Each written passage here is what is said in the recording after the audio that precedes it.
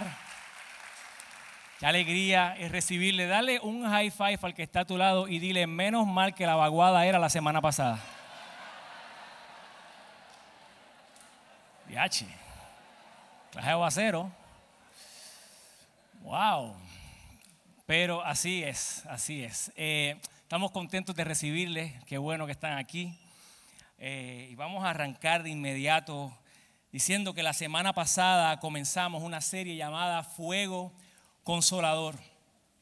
Y arrancamos estableciendo o diciendo que si conocemos a Dios pero no cultivamos una relación personal con el Espíritu Santo, entonces nos estamos perdiendo de gran parte de la experiencia. Nos estamos quedando cortos. No estamos siendo los seguidores de Jesús que deberíamos ser. Y comenzamos aceptando que el problema de muchas personas que no tienen esta relación con el Espíritu Santo es porque no saben cómo es o lo que hace. Y si somos honestos, la palabra espíritu nada más lo complica. Esta cuestión del Espíritu Santo, ¿cómo es eso de un espíritu que es santo? Cuando todo lo que hemos escuchado de espíritus pues no tiene que ver mucho con santidad, es más con otras cosas. Y para colmo, si eres como yo, conociste en el camino a personas que en el nombre del Espíritu Santo hicieron cosas bien raras. Y cuando tú viste esas cosas, tú dijiste, bueno, pues si ese es el Espíritu Santo, pues yo no lo quiero. Gracias. Y entonces mantuviste una relación distante y con miedo con el Espíritu. También dijimos que la consecuencia de esta confusión provocó que personas dentro de la iglesia tuvieran un divorcio o una separación entre la palabra y el Espíritu. Y entonces ahora tenemos a los que son timecos. Estos son los que dicen, tenemos que regresar a la palabra. Tenemos que regresar a la enseñanza y al conocimiento de la Escritura para que entonces estemos donde debemos estar. Enfoque que no tiene nada de malo, solo que está limitado. Y por otro lado están los Team Fuego. Y los Team Fuego son los que dicen, no, lo que pasa es que tenemos que regresar al tiempo de las señales y los milagros. Tenemos que regresar al tiempo cuando los dones del Espíritu estaban en función, cuando la gente se reunían en lugares y el salón donde estaba temblaba con la presencia del Espíritu. Enfoque que tampoco está mal, solamente que está limitado. Noten que ninguno de los dos enfoques está mal por sí mismo, pero que si se mantienen separados el uno del otro, entonces se quedan cojos. Porque cuando Jesús imaginó la iglesia y cuando Jesús dijo que Él iba a edificar su iglesia, Él estaba hablando de una iglesia que fuera saludable en ambos enfoques. Una iglesia que fuera saludable en la palabra, profunda en la palabra, pero sensible a su espíritu. Pero hoy vamos a continuar esta serie y hablaremos de un tema que para muchos ha causado gran bendición en sus vidas. Millones de personas a lo largo de los años y de las décadas testifican y hablan y afirman de que sus vidas fueron profundamente transformadas por Dios después de este momento y que nunca volvieron a ser las mismas. Pero por otro lado, un tema que ha causado división, que ha causado controversia, que ha causado confusión y que ha lastimado a muchos creyentes que en busca de tener una experiencia con el Espíritu Santo como se la enseñaron y como la vieron, terminaron no teniendo ninguna o no teniéndola. Y entonces se quedaron pensando de que había algo mal con sus vidas, de que ellos no eran merecedores o dignos y de que eso no era para ellos, que quizás eso era para otras personas. Y queremos hablar hoy nada más y nada menos de el tema que muchos creyentes llaman el bautismo del Espíritu Santo. El bautismo del Espíritu Santo. Y queremos hablarlo con conciencia, queremos hablarlo con claridad, precisamente para traer paz y para sanar. Si este tema ha causado división y ha causado confusión y controversia en tu propia vida y en tu relación con Dios, hoy nosotros queremos hablarlo para que esto comience a traer unidad y claridad en tu relación con Él. Y la controversia más grande sobre este tema del bautismo del Espíritu Santo es que por casi 2000 años la iglesia mantuvo una unidad en la manera en que lo enseñaba o lo transmitía.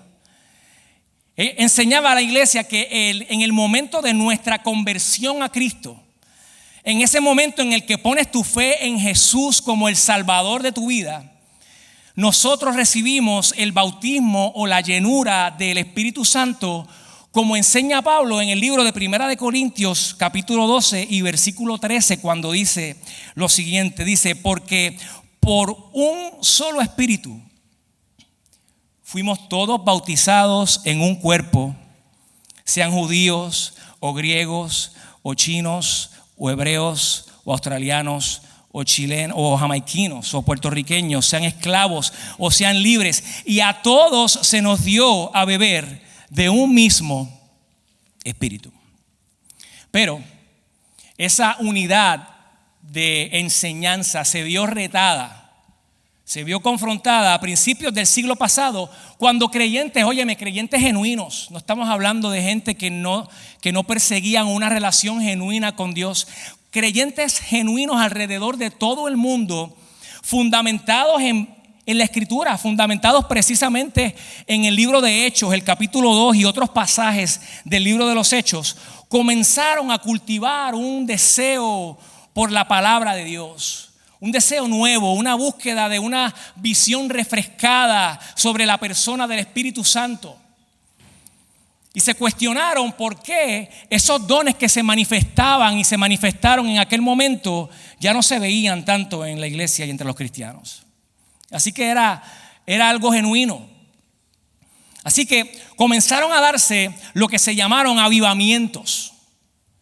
Avivamientos, movimientos en donde los creyentes tuvieron la experiencia o experiencias tales como hablar en lenguas, tuvieron experiencias como presenciar milagros, sanidades sobrenaturales, y se vio la transformación real en el estilo de vida de miles de personas que se convertían a Cristo.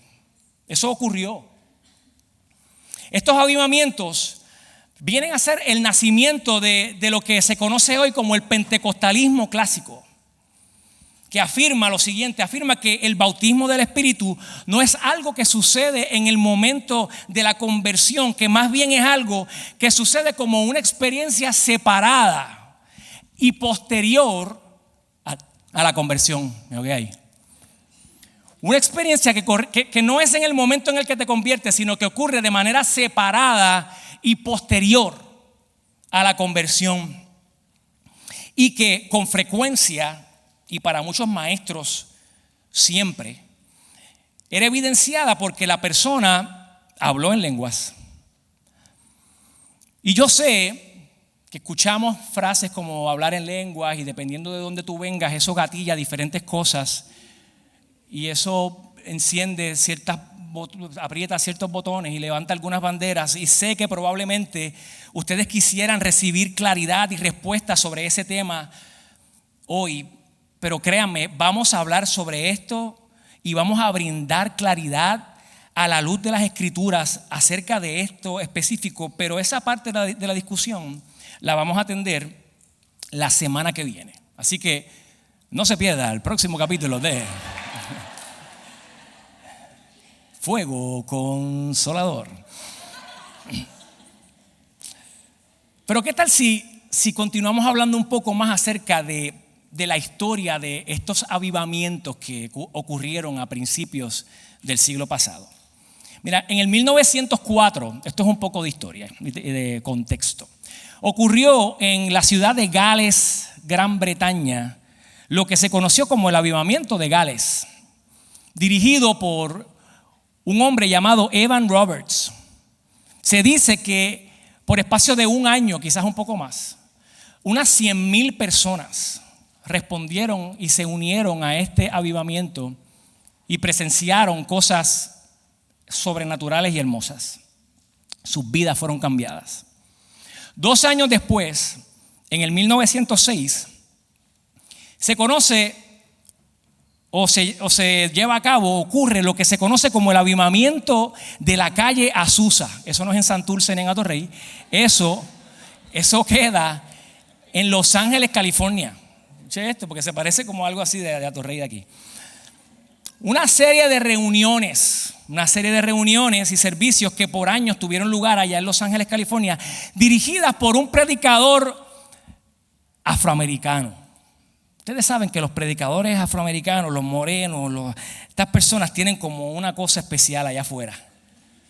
Cómo hablan, cómo se mueven, cómo dicen, las entonaciones, because God said, unas cosas que tú haces como que, wow, espérate, o sea, tú sientes como algo distinto nada más porque es alguien así el que está hablando. Pues este hombre llamado William J. Seymour empieza con estas reuniones y cuenta, ¿verdad?, a las personas que escriben sobre esto, que el impacto fue tal que actualmente el avivamiento de la calle Azusa se considera por los historiadores cristianos como el principal catalizador para la propagación del movimiento pentecostal alrededor del mundo entero. Así de poderoso fue lo que ocurrió por varios años en Los Ángeles, California. Años más tarde, a finales de la década del 60 y principios de los 70, ocurrió lo que se llamó como el Jesus Movement. También en California, Estados Unidos, parece que había fuego en California, estaba eso encendido allí. Pero eso también luego trascendió y llegó incluso a tener repercusión directa en Puerto Rico y en otros lugares del mundo. El Jesus Movement, en una época caracterizada por los hippies, caracterizada por el uso de drogas y las prácticas de experiencias sensoriales, de nuevos paradigmas de los que ellos llamaban, que los usaban para lo que ellos llamaban llegar a un higher conscience, con el fin de alcanzar una satisfacción duradera y prolongada. En este contexto, personas con todo tipo de visiones y filosofías de vida comenzaron a tener una nueva y mayor relación con el Espíritu Santo en esta temporada. Al punto de que el 21 de junio de 1971, la famosa revista Times de los Estados Unidos, todo el mundo de alguna forma u otra ha visto una portada de la revista Times, pues el 21 de julio del 71, la revista Times dedicó un cover a este movimiento, que lo vamos a mostrar en la pantalla ahora mismo. Lo que estaba ocurriendo era de tal magnitud que en una época tan controversial y polémica, de revueltas, una revista tan famosa como Times le dedica una portada y una exclusiva a este movimiento, y me parece que recogen con bastante claridad y transparencia lo que estaba ocurriendo en aquel momento, porque miren cómo dice una de las frases del artículo que le dedican a este movimiento. Dice: Jesús está vivo y coleando, vivito y coleando, y viviendo en el fervor espiritual radical de un número creciente de jóvenes estadounidenses que han proclamado una extraordinaria revolución religiosa en su nombre. Su mensaje, chécate si ese es el mensaje que es: la Biblia es verdadera, los milagros suceden, Dios realmente amó tanto al mundo que dio a su Hijo unigénito. Ese era el mensaje que llevaba el Jesus Movement. Y si miramos todos estos avivamientos, nos vamos a dar cuenta de que hay dos características particulares que los distinguen. La primera de ellas, un insaciable apetito por la palabra de Dios, por los ecos infinitos. Y un deseo ardiente de buscar el rostro de Dios en oración, el fuego consolador. Era esa mezcla del deseo de la palabra con el ansia de ver el rostro, de tener ese encuentro con la presencia misma de Dios. Ahora, es importante entender que lo que comenzó a suceder hace un siglo tuvo su origen en lo que sucedió en el primer siglo, pero que no fue igual. Tuvo su origen en el primer siglo, pero no fue igual, y vamos a explicar por qué no fue igual. La base bíblica más utilizada para respaldar esta experiencia del bautismo del Espíritu Santo está registrada en el capítulo 2 del libro de los Hechos y se llama el día de Pentecostés. Quien vino por primera vez dijo amén. No sé bien lo que es, pero vamos a hablar sobre eso. El día de Pentecostés, Hechos 2, versículos de 2 al 4, escuchen lo que dice. Cuando llegó el día de Pentecostés, estaban todos juntos en el mismo lugar. De repente vino del cielo un ruido como el de una violenta ráfaga de viento y llenó toda la casa donde estaban reunidos. Se les aparecieron entonces unas lenguas como de fuego que se repartieron y se posaron sobre cada uno de ellos. Dice, todos fueron llenos del Espíritu Santo y comenzaron a hablar en diferentes lenguas según el Espíritu les concedía expresarse.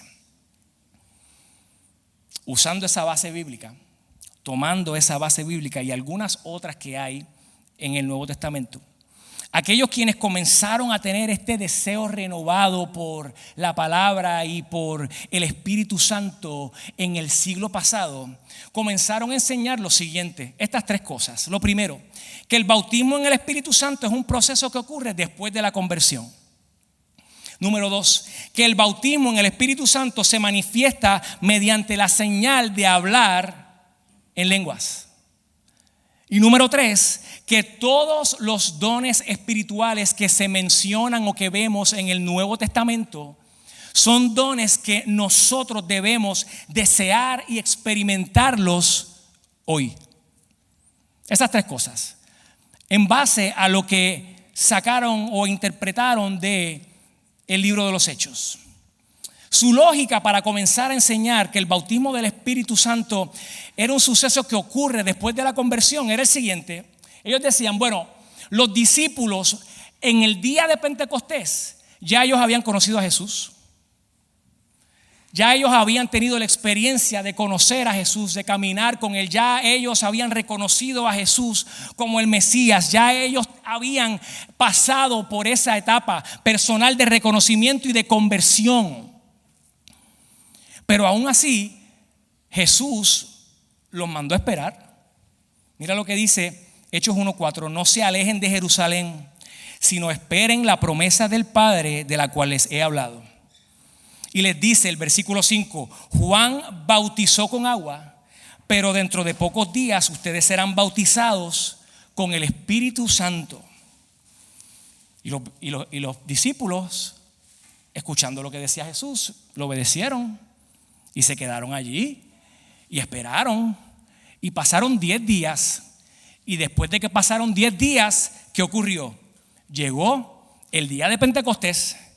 Todos, dice Hechos 2:4, que todos fueron llenos del Espíritu Santo y comenzaron a hablar en lenguas distintas o en nuevas lenguas, según el Espíritu les concedía expresarse. Así que si con los discípulos pasó que ellos ya se habían convertido y que el día de Pentecostés, en donde hubo este suceso, en donde ellos terminan hablando lengua, ocurre después de la conversión, pues entonces el bautismo del Espíritu Santo es un evento que ocurre posterior a la conversión de una persona. Pero después de haber escuchado esto, es importante que entendamos que nosotros no negamos la experiencia del empoderamiento de una mayor relación con el Espíritu Santo. Nosotros no estamos diciendo que eso no es real y que eso no existe. Y sabemos que eso viene ocurriendo desde el siglo pasado de una manera visual y evidente. De hecho, nuestra iglesia Mar Azul está atravesando un momento de avivamiento real. Nuestra iglesia está pasando por un momento hermoso. Yo no sé si ustedes lo han podido observar, quienes llevan un poquito de tiempo aquí, pero a partir de María nosotros hemos atravesado por un huracán categoría 5. Nosotros nos hemos convertido en una punta de lanza que en aquel momento suplió la necesidad de miles de personas alrededor de todo Puerto Rico, y Dios nos dio la oportunidad de sentarnos en las mesas más importantes del país para organizar una estrategia de ayuda a nivel de toda la isla. Nosotros hemos pasado por temblores, hemos pasado por revueltas y por manifestaciones políticas. Nosotros hemos pasado por una pandemia, y en medio de una pandemia que es algo que ha ocasionado que miles de iglesias alrededor del mundo cierren sus puertas y dejen de reunirse. En medio de una pandemia, Marazul abrió 2 localidades. Y hoy hay cientos de personas llenando 3 localidades todos los domingos alrededor de la isla, en Guaynabo, en Juncos y en Cabo Rojo, de cientos de personas que están siendo transformadas por la palabra de Jesús, por un Dios que está transformando sus vidas, que está confrontándoles, que está llamándoles a una nueva experiencia de fe, a vivir mejor, como mejores esposos y mejores personas y mejores seres humanos, a reflejarlo con sus vidas. Eso es avivamiento. Y de hecho, esta serie que estamos enseñándoles en estas semanas está buscando impulsar un avivamiento en cada uno de ustedes. Pero, 2 sílabas. La diferencia está, y escúchenme bien, en que nosotros creemos que aunque lo que leímos en Hechos 2 y está en otros pasajes del libro de los Hechos, muestra claramente que los discípulos originales recibieron el bautismo del Espíritu Santo como una experiencia adicional y posterior a su conversión. Cuando estudiamos cuidadosamente la Escritura, nosotros todavía sostenemos que esto no tiene que ser así para nosotros hoy. Y vamos a explicarlo, que esto no tiene que ser de esta manera para nosotros hoy. Para explicarlo mejor, tenemos que explorar qué significa la frase bautismo del Espíritu Santo en el Nuevo Testamento. Vamos a ir a ver qué significa esta frase en el Nuevo Testamento. Existen solamente 7 pasajes en el Nuevo Testamento, 7 pasajes en todo el Nuevo Testamento en los que leemos que alguien fue bautizado en el Espíritu Santo. Los primeros 4 los encontramos en los 4 evangelios. Y cada uno de esos 4 registra las palabras de Juan el Bautista cuando habla de su bautismo versus el bautismo que brindaría Jesús. 4 veces, 4 frases de Juan el Bautista registradas por 4 personas que escribieron 4 de estos evangelios, de Juan el Bautista haciendo una comparación de su bautismo versus el que brindaría Jesús. Por ejemplo, miren Mateo 3:11, Mateo capítulo 3 versículo 11 dice: este es Juan el Bautista hablando, yo los bautizo a ustedes con agua, ese es su bautismo, para que se arrepientan, pero el que viene después de mí es más poderoso que yo y ni siquiera merezco llevarle las sandalias. Él los bautizará con el Espíritu Santo y con fuego. Los otros pasajes similares a estos, los otros 3, están en Marcos 1, si quieres anotarlo, Lucas 3:16 y Juan 1:33. Esos son los otros 3 pasajes que recogen prácticamente lo mismo que acabo de leer. Y de ese pasaje es difícil sacar una conclusión certera y clara. De hecho, de los 4, cuando los miramos, es difícil sacar una conclusión con respecto a qué en realidad es el bautismo en el Espíritu. Lo que sí vemos es que Jesús es el que llevará a cabo ese bautismo y que bautizará a sus seguidores, pero que realmente no se da una explicación mayor además de eso, que es un bautismo distinto que Jesús llevará y que Jesús hará en sus seguidores. Los siguientes 2 pasajes, que son el 5º y el 6º, se refieren directamente al evento de Pentecostés al que hicimos referencia. El primero de ellos está en Hechos 1:5 y aquí habla Jesús. Este es Jesús hablando. Dice: Juan bautizó con agua, pero dentro de pocos días ustedes serán bautizados con el Espíritu Santo. Y el otro está en Hechos 11:16, y aquí está Pedro haciendo referencia a las palabras que Jesús dijo en Hechos 1:5. Es él repitiendo lo que Jesús dijo. Pedro diciendo: entonces recordé lo que había dicho el Señor. Juan bautizó con agua, pero ustedes serán bautizados con el Espíritu Santo. Estos dos pasajes nos muestran que sea lo que sea que tú entiendas o que yo entienda de lo que es el bautismo en el Espíritu Santo, sucedió sin duda en el día de Pentecostés. Que ese día de Pentecostés ocurrió algo que se conoce como el bautismo del Espíritu Santo. Pero el día de Pentecostés, y esto es importante que lo escuchemos y lo entendamos, es mucho más que un evento individual en la vida de los discípulos y de Jesús y de los que estaban allí reunidos ese día. ¿Por qué? Porque el día de Pentecostés fue el punto de transición. Este día ocurre una transición ¿de qué, Rey? Una transición entre la obra y ministerio del Espíritu Santo en el antiguo pacto y su obra y ministerio en el nuevo pacto.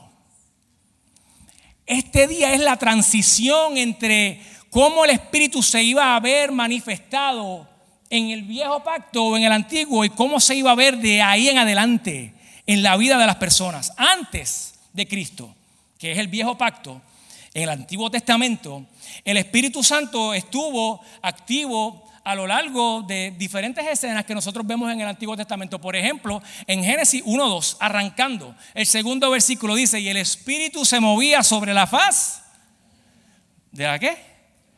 De la...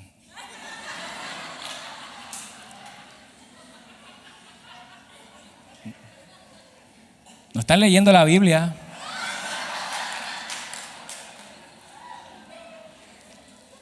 Es de las aguas. Voy a apuntar aquí para Jonathan.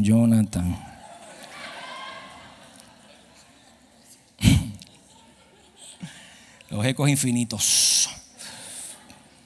Pero lo vemos también, además de en Génesis, en otros versículos. Éxodo 31:3, Deuteronomio 34, Jueces 14. Hay un montón de versículos en donde lo vemos capacitando a las personas para servir a Dios y para tareas de liderazgo y de profecía.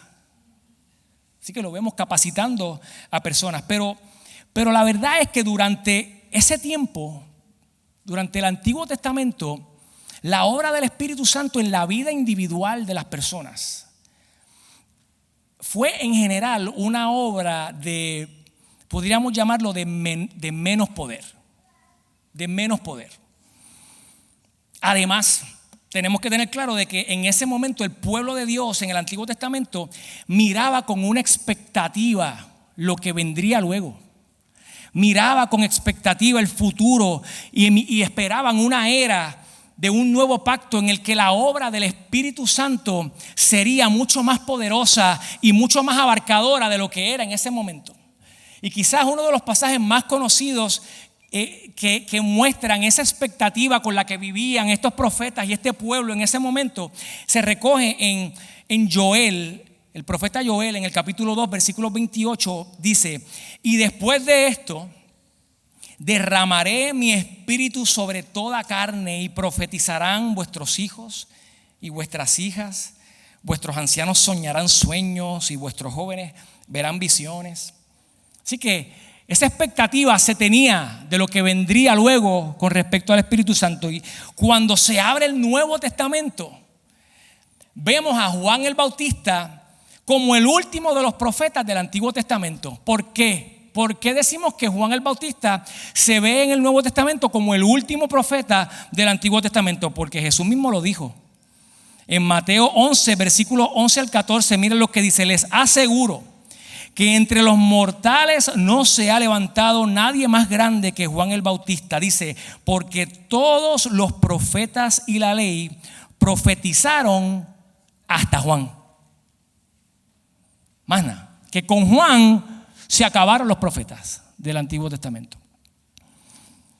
Y después dice: y si quieren aceptar mi palabra, Juan es el Elías que había de venir. Así que Juan sabía que él bautizaba con agua, pero que Jesús bautizaría con el Espíritu Santo. Juan sabía que el bautismo que él ofrecía era una experiencia del antiguo pacto, del viejo pacto. Que lo que él podía brindarle a las personas que se acercaban a donde él estaba, a los charcos y a los lagos donde él se presentaba de momento y llegaba un corrillo de gente, él decía, está chévere, yo los voy a bautizar, pero este bautismo es medio pocillo. Yo hago lo que hasta donde yo pueda llegar, yo llego, yo los bautizo en agua, yo estoy claro, pero el que viene después, ese es el, ahí sí que ese es el que los va a bautizar con el Espíritu. Él sabía de esto. Y entonces no es hasta que vemos la vida de Jesús, no es hasta que llega Jesús a la escena que empezamos a ver por primera vez el poder del Espíritu Santo actuando bajo el nuevo pacto. ¿Cómo lo vemos? Porque el Espíritu Santo desciende visiblemente en el momento en el que Jesús está siendo bautizado. Arrancando en forma de paloma, el Espíritu Santo desciende en ese lugar. Y después de esto, ¿qué pasa? Jesús se va 40 días a un desierto en donde es tentado por el enemigo de 20,000 formas. Y dice Lucas 4:14 que cuando Jesús regresó a Galilea, regresó en el poder del Espíritu. Que estos 40 días, a pesar de las tentaciones que sufrió, Jesús regresa a Galilea empoderado del Espíritu. Y es desde aquí que nosotros empezamos a ver cómo es que será. ¿Cómo es que se verá ese poder del Espíritu Santo en el nuevo pacto? Porque ahora vemos a un Jesús que va caminando, sanando enfermos, haciendo milagros, acercándose a las personas.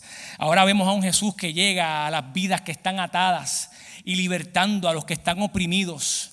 Y ahora vemos a un Jesús parándose para hablar con una autoridad que nunca nadie había escuchado ni visto antes. Ahora empezamos a ver la manifestación del Espíritu Santo en la figura de Jesús, de la manera en que se va a ver en este nuevo pacto, en esta nueva escena, en este nuevo tiempo del que tú y yo somos parte. Y entonces, ¿cuál es el resultado en la vida de los discípulos?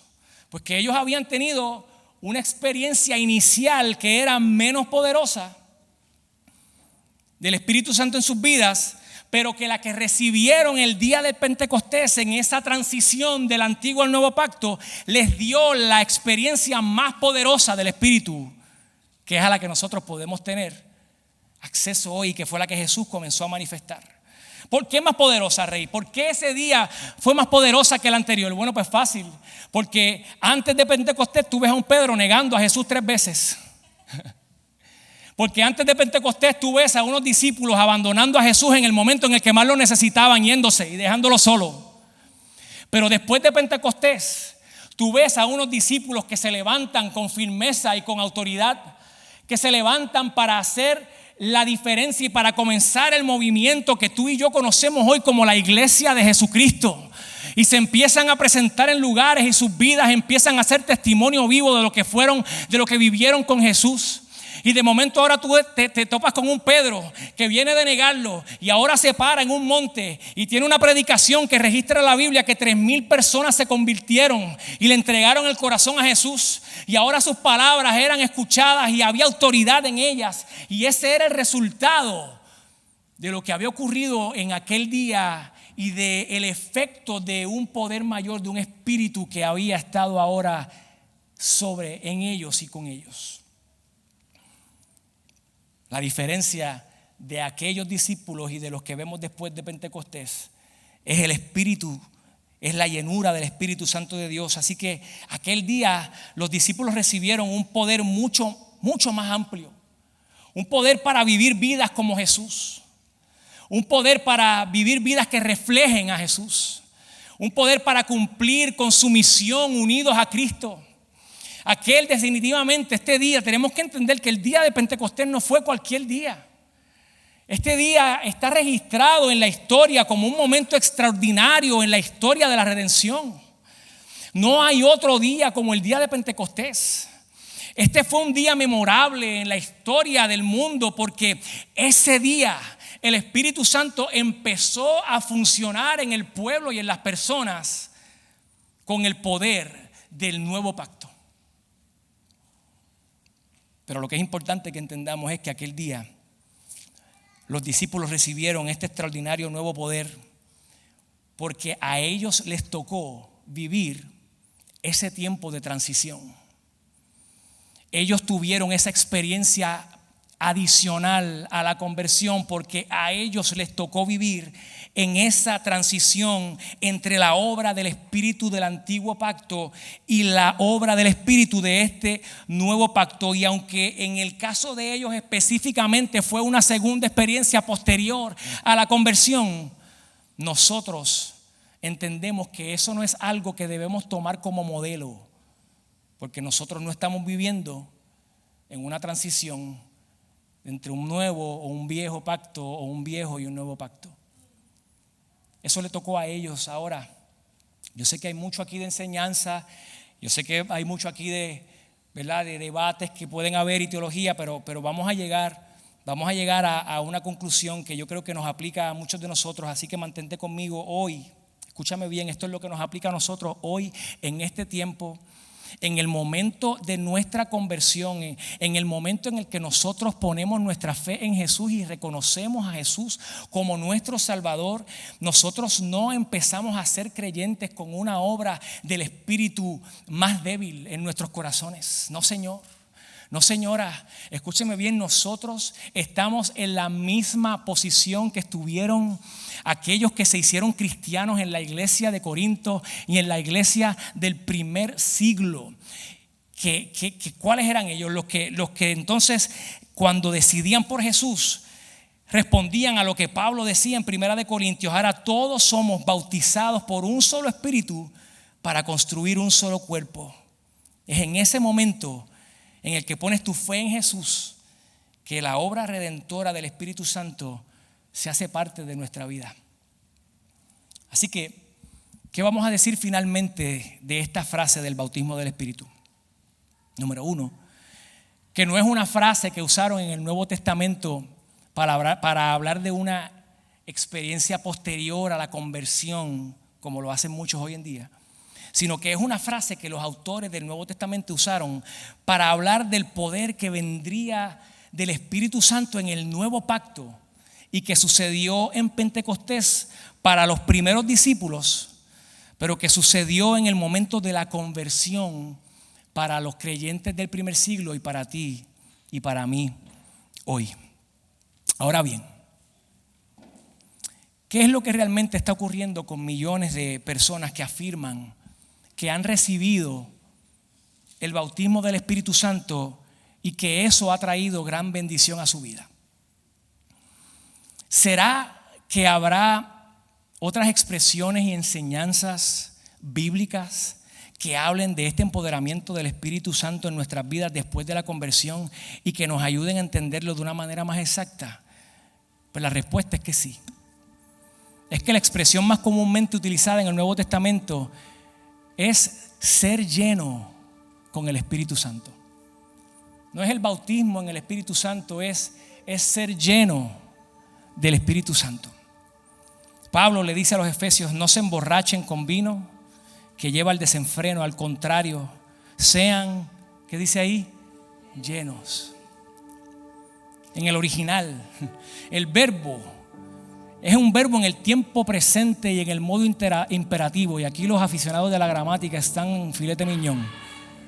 Esto es filete, esto es caviar para los maestros y maestras de español. El verbo en el original es un verbo en el tiempo presente en el modo imperativo, que podría ser traducido explícitamente de esta manera: estén continuamente siendo llenados con el Espíritu. Como que es algo que puede ocurrir continuamente en la vida de un creyente, de un cristiano. Como que no es algo que ocurre en un momento específico y ya. Y este libro de los Hechos presenta varias de estas frases, varios de estos momentos y ejemplos en donde se utiliza la palabra llenos del Espíritu. Dice en Hechos 2:4, hablando de los discípulos discípulos y de los que estaban con ellos, dice, todos fueron llenos del Espíritu Santo. Más tarde, cuando Pedro está delante de un panel religioso que se llamaba el Sanedrín, mira lo que dice el texto. Dice, pero Pedro, lleno del Espíritu Santo, les respondió. Un poco después, cuando Pedro y otro apóstol regresan a la iglesia para contarle lo que había sucedido en Hechos 4:23, dicen que se juntaron todos en oración y que después de haber orado tembló el lugar en el que estaban reunidos, y dice que todos fueron llenos del Espíritu Santo y proclamaban la palabra de Dios sin temor alguno. O sea que, ¿cómo es esto? Pedro ya había sido lleno del Espíritu Santo en el día de Pentecostés. Sin embargo, había sido lleno antes de hablar frente al Sanedrín. Sin embargo, fue de nuevo lleno del Espíritu después de orar con aquel grupo de cristianos con el que estaba reunido. O sea, Rey, que eso es lo que significa el verbo en tiempo presente, en modo imperativo. Eso es lo que significa. Sean llenos del Espíritu. ¿Sabes? Que no somos llenos una sola vez, sino que esto puede ocurrir constantemente en nuestra vida. Exactamente. Y que eso es lo que Dios desea. Que tenemos que entender que ser llenos del Espíritu no podemos verlo como un suceso que ocurre solo y aislado, sino que es un suceso y es una experiencia que puede ocurrir todos los días en nuestra vida y en nuestro corazón. Y quizás la manera más fácil que se me hace de poder explicarlo es con un globo. Vamos a ver si esta analogía nos ayuda a entender esta cuestión de ser llenos del Espíritu. Si el globo no tiene aire, está vacío. Eso es muy profundo, no pretendo que todos lo entiendan.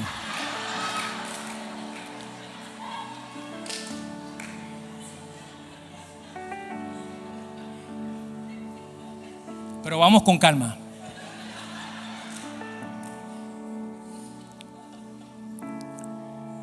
Esta es tu vida sin conocer a Jesús y sin poner tu fe en Él. Esta es tu vida.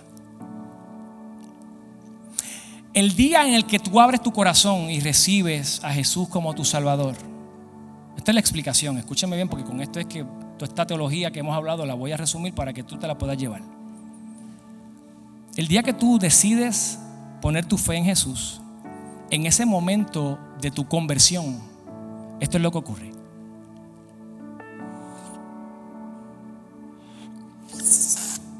No se vacía. Tu globo se expande. Pero ¿qué pasa? Que en la medida en que nosotros somos capaces de continuar cultivando una relación con el Espíritu Santo,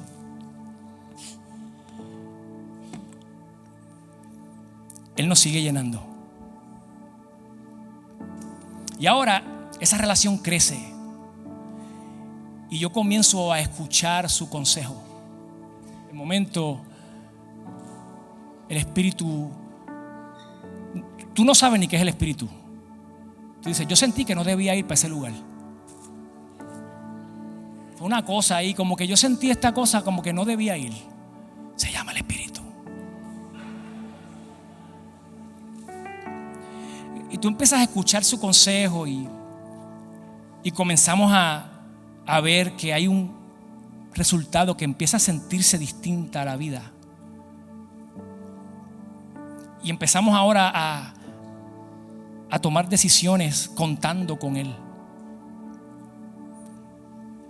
Y ahora comenzamos a entender que el Espíritu Santo es nuestro ayudador.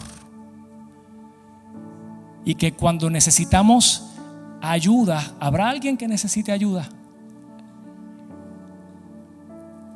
Que cuando necesitamos ayuda, ahora yo sé a dónde quién puedo ir. Así que ahora yo lo veo como mi ayudador. Y mi globo crece, mi vida se expande. Así que ahora yo empiezo a entender que Él es mi consolador.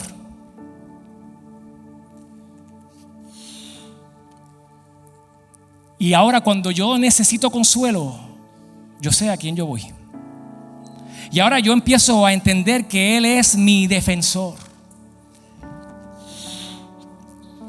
Y en la medida en que yo veo que hay personas que se levantan y hablan cosas para herirme y que me duelen y que me hacen daño, yo sé en quién confiar y yo sé a dónde ir. Y como ahora lo entiendo, ya no lo veo como una cosa extraña. Ya no veo al espíritu como esa cosa rara que no entiendo, que está por ahí, que no sé ni cómo meterle mano. Como ahora, de momento, sigo relacionándome con Él. Y tú que eres una persona triste, hostil, una persona de naturaleza conflictiva, impaciente, majadero, orgulloso, ruda, una persona infiel. Tú que eres una persona que tiene un corazón que admites que tiene maldad. Tú que eres una persona que vivías haciendo lo que te daba la gana cuando te daba la gana. Ahora, de momento, empiezas a experimentar y a reflejar amor. Y ahora empiezas a experimentar y a reflejar alegría y paz y amabilidad y humildad y bondad y fidelidad y dominio propio, que es el fruto del Espíritu.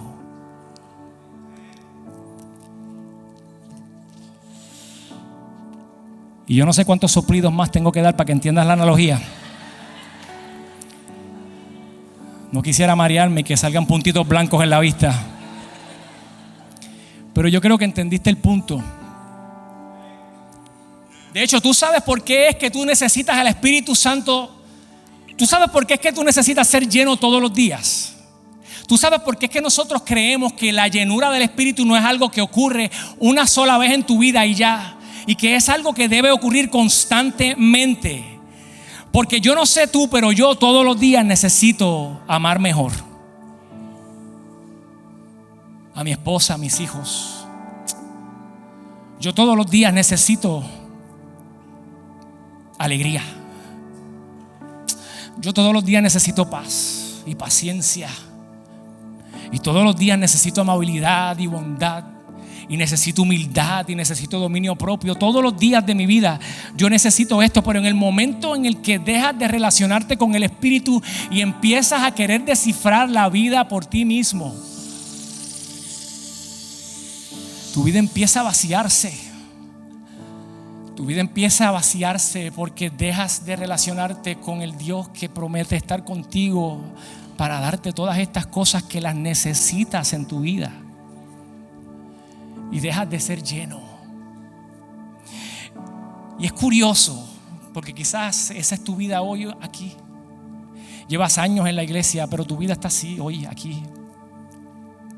Y para mí es bien curioso, porque cuando yo pienso en cuando yo era chamaco y yo iba a la iglesia, yo me acuerdo que cuando hablaban de esta cuestión del Espíritu Santo y del bautismo, hablaban de esto como algo que tú debías anhelar y buscar. Y te preparaban para hacerlo. Te decían, si tú quieres ser lleno del bautismo del Espíritu, si tú quieres que esto sea algo que sea una realidad en tu vida y tú lo ves en otras personas y tú te sientes que contigo no, lo que pasa es que ellos hicieron algo que tú no has hecho. Yo no sé si eso trabajaba así, yo no estoy claro de cómo era el mambo, pero lo que yo sí sé es que te enseñaban que para tú entrar en esa dinámica tenía que haber un deseo en tu corazón de prepararte para recibirlo. Y cuando yo miro la preparación que me enseñaban para recibir el bautismo, es muy parecida a la que yo pienso que deberíamos pensar en tener hoy si queremos ser llenos de Él. Teníamos que confesar todos nuestros pecados conocidos, arrepentirnos y apartarnos de cualquier pecado en nuestra vida, confiar en Jesús para el perdón de esos pecados, dedicar nuestras vidas al servicio del Señor, rendirnos completamente a Él y creer que el Espíritu iba a darnos poder en una forma nueva y que nos iba a capacitar con nuevos dones.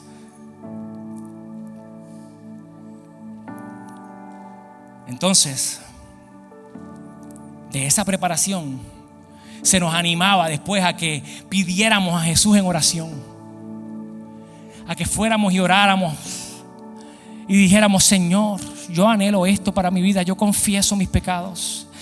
Yo quiero que tú sepas que yo quiero apartarme de todas estas cosas que estoy haciendo, que sé que son incorrectas y que me alejan de ti. Señor, yo quiero dedicar mi vida a ti, yo quiero servirte, yo quiero que tú seas lo primero en mi vida. Señor, yo quiero anhelar tu presencia cada día. Yo no quiero dar un paso fuera de mi casa si no es guiado por ti. Yo quiero ser bautizado por el Espíritu y el lenguaje que sea que utilizabas, yo sé que Dios lo descifraba para interpretarlo y entender que lo que estabas pidiendo es que querías ser lleno de Él, que querías estar más cerca de Él, que querías caminar con Él, que querías que Él estuviera contigo cada día de tu vida y te guiara por los lugares en donde Él quería que tú anduvieras, no por lo que tú querías.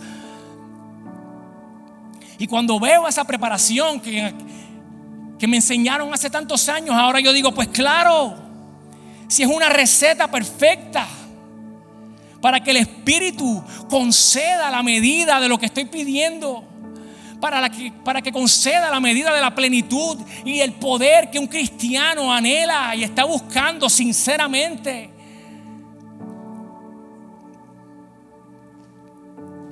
Y tú y yo podemos discrepar y diferir en la manera en que esta enseñanza ha sido transmitida o interpretada. Tú y yo podemos quizás diferir con cosas que tengan que ver con el bautismo del Espíritu específicamente y con la expectativa de que una persona hable lenguas o muestre alguna señal física como resultado. Pero lo que nosotros realmente queremos que tú te lleves esta noche, escúchame bien, es que nosotros anhelamos que tú puedas ser cada vez más lleno del Espíritu. Que tú cada vez puedas ser más lleno del Espíritu. ¿Tú sabes para qué? No para que hables en lengua. Escúchame, si eso pasa, brutal. Si eso pasa, escúchame, si ese es el resultado de tú hacer esto y de tú anhelar la llenura del Espíritu en tu vida, y el resultado natural que ocurre es que tú hablas lenguas, hermoso. Yo soy el primero que vengo de un bagaje de Espíritu Santo y fuego y de la iglesia pentecostal. Yo soy el primero que te voy a decir que probablemente, si ese es el resultado natural que ocurre después de tú anhelar esa llenura, probablemente va a ser de bendición para tu vida. Pero no es lo más importante. Nosotros anhelamos que puedas ser cada vez más lleno del Espíritu Santo. Nosotros queremos que tú puedas tener una relación real con la persona del Espíritu Santo, porque el Espíritu Santo es Dios. El Espíritu Santo es Dios. Es la única expresión de Dios que está activa hoy, aquí, contigo y ahora. Es la única expresión de Dios que está presente en cada levantar y en cada acostar de tu vida. Es la única expresión de Dios que está contigo en cada momento, de cada parte, de cada día, de cada respiro que estás dando y que vas a dar por el resto de tu vida. El Espíritu Santo de Dios es Dios contigo y en ti todos los días de tu vida, en cada momento. Es la única expresión de Dios que hace eso. Por eso es que es importante que te relaciones con Él. Qué brutal sería, qué transformador sería si tú te dieras la oportunidad real de conocer no solamente al Dios que te creó, ni de conocer solamente al Dios que te salvó, sino de también conocer al Dios que se empeña de hacer de alguien como tú y como yo, tan sucios y tan imperfectos, su casa. Qué transformador sería que tú no te conformaras con conocer al Dios que te creó en el vientre de tu madre. Ese está brutal y gracias porque lo hiciste como lo hiciste. Qué bello soy.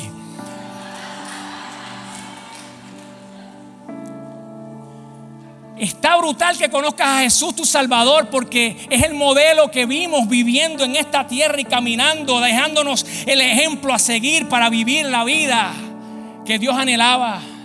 Pero ese cumplió su misión de 33 años y se fue, está sentado a la diestra del Padre. Ya Él no está aquí con nosotros, pero Él se encargó de dejarnos a la única expresión que ahora iba a estar contigo todos los días, en ti, viviendo en ti, a pesar de tus pecados, a pesar de tu suciedad, a pesar de tus errores, a pesar de tus dudas. El Espíritu Santo está en ti. Y quizás tú estás aquí diciendo: yo sé que me estoy perdiendo de algo especial.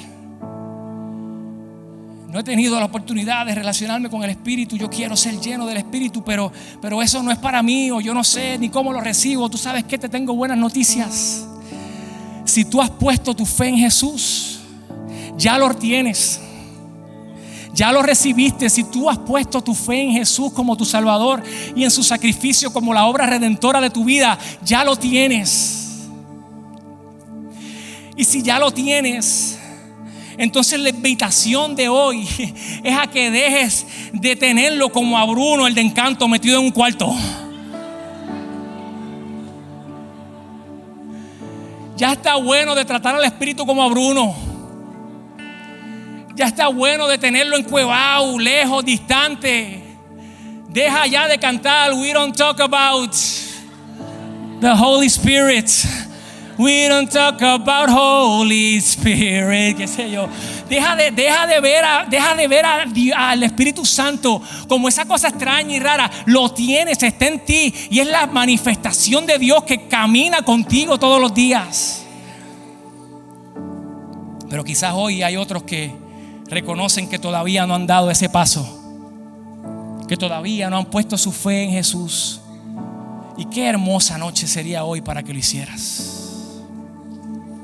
Qué invitación tan directa hoy para que tú reconozcas a Jesús hoy en tu vida. Imagínate si una vida llena del Espíritu Santo es lo que Dios anhelaba para nosotros. Imagínate si es tan buena la vida con el Espíritu que Jesús mismo le dice a sus discípulos en Juan 16:7, y con esto termino. Mira lo que le dice. En realidad, que traducido al boricua es, hablando claro, en verdad, a ustedes les conviene que yo me vaya. ¿Qué? Que Jesús, que tú estás caminando con este tipo 3 años, viendo las cosas más impresionantes de toda tu vida. Tú jamás, tu vida, este tipo la cambió antes y después. Y ahora se te para de frente y te dice: escúchame bien lo que te voy a decir, estuvo brutal, pero a ti te conviene que yo me vaya, porque si yo no me voy, te vas a perder de lo mejor. Si yo no me voy, entonces dice ahí, el Espíritu que los ayudará y los consolará no vendrá. Pero si me voy, yo lo enviaré. Esto es Jesús diciéndole a los discípulos: ustedes piensan que estuvo cool la experiencia de escucharme hablar y enseñar. Ustedes piensan que estuvo bien cool verme sanar a las personas y hacer milagros. Estuvo chévere caminar conmigo y ver cómo yo lo hacía. Pero escúchenme, hey brothers, hey, este era el aperitivo. Deja que ustedes experimenten lo que es tener al mismísimo Dios en ustedes. Oh, come on.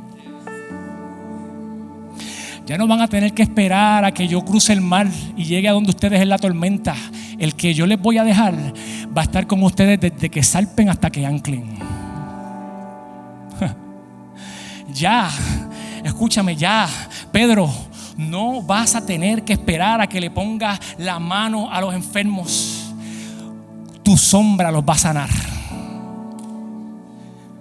Cuando el Espíritu está contigo, cuando el Espíritu esté con, o sea, tú tenías que verme, tú tenías que poner las manos. Cuando el Espíritu esté ahora en ti, tú vas a caminar y tu sombra sanará a los enfermos. Este Jesús diciéndole: ya no van a tener que sentarse a ver como yo predico en el monte. Ahora ustedes se levantarán y predicarán. Y el Espíritu Santo que está en ustedes hará la obra en las personas y se añadirán todos los que han de ser salvos. Y ustedes comenzarán un movimiento del que 2000 y pico de años después, en una iglesia en Guaynabo, Puerto Rico, habrá un grupo de personas escuchando y anhelando la experiencia de vivir relacionados con el mismo Dios que yo voy a dejar para que esté con ustedes y en ustedes. Tú quieres crecer y ser más lleno del Espíritu. La receta ya está. Me la dieron cuando yo era chamaquito. Te la repito. Confiesa tus pecados. Arrepiéntete y abandona el pecado actual en tu vida. Confía en que Jesús perdona tus pecados. Dedica tu vida al servicio del Señor. Ríndete completamente a Él. Cree en el Espíritu, en el fuego consolador, y cree que Él va a darte poder de una forma nueva y que te capacitará para lo que necesitas y para lo que tienes que tener para servirle como Él desea.